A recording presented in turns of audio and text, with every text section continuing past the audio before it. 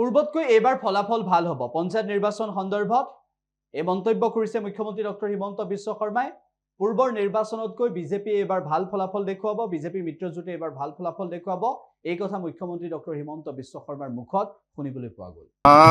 2021 বিধানসভা নিৰ্বাচন হৈছিল, 24 ৰাইজৰ সমৰ্থন বৃদ্ধি হৈছিল। এইবাৰ পঞ্চায়তত আগতকৈ আৰু বেছি ৰাইজৰ সমৰ্থন আমি দেখা পাইছোঁ।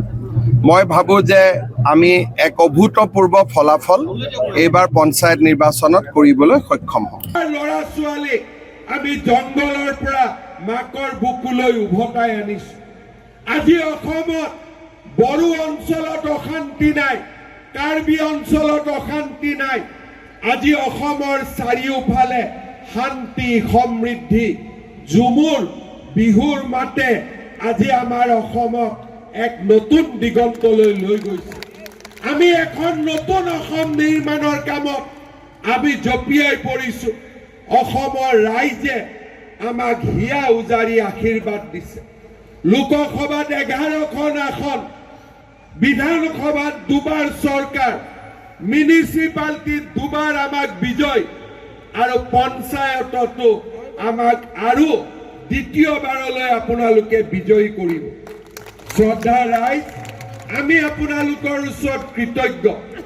আমি আপোনালোকক সেৱা কৰিম। মই দিয়া প্ৰতিটো প্ৰতিশ্ৰুতি মই পূৰণ কৰিম, আৰু আমি একেলগে আমাৰ ৰাজ্যখনক ভাৰতবৰ্ষৰ সৰ্বশ্ৰেষ্ঠ ৰাজ্যলৈ ৰূপান্তৰ কৰিম। পুনৰ এবাৰ ডিব্ৰুগড় জিলাবাসী ৰাইজৰ আশীৰ্বাদ বিচাৰিছোঁ। ছেপ্টেম্বৰ মাহৰ পৰা ডিব্ৰুগড়ত বিধানসভা নিৰ্মাণৰ কাম আৰম্ভ হ'ব, আৰু লাহে লাহে ডিব্ৰুগড়ক অসমৰ এখন সুন্দৰ ৰাজধানীলৈ ৰূপান্তৰ কৰাৰ বাবে একেলগে আমি কাম কৰিম। সেই প্ৰতিশ্ৰুতিৰে মই সামৰণি মাৰিছোঁ। মোৰ লগত আকৌ এবাৰ ক'ব, ভাৰত মাতা কি জয়, ভাৰত মাতা কি জয়, নৰেন্দ্ৰ মোদী।